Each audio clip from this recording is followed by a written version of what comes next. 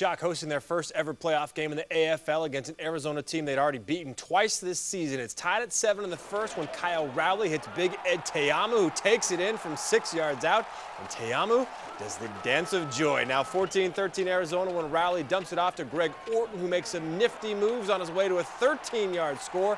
Spokane back up by 6, but the Rattlers would answer. Nick Davila rifles it in to former Cougar Trenton Harvey, who stretches across the goal line. That ties the game at 20 apiece. Then with 37 seconds left before the half, Rowley fakes a pitch and finds Huey Whitaker in the back of the end zone. It's 27-20, and the defense comes up with a huge play. Travis Williams picks off Davila at the goal line. That sets up a Taylor Rowan field goal. Shock up by 10 at the break. Then after Arizona turns it over on downs in the third, the Shock takes control. Huey Whitaker, 21-yard touchdown catch from Rowley.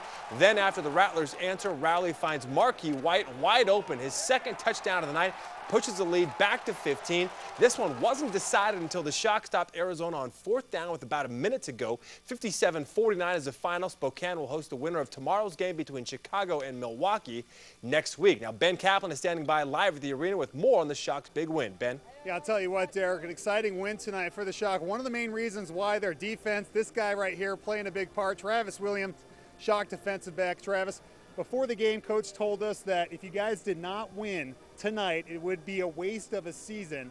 So I guess the pressure was kind of on to get that W, huh? Yeah, exactly.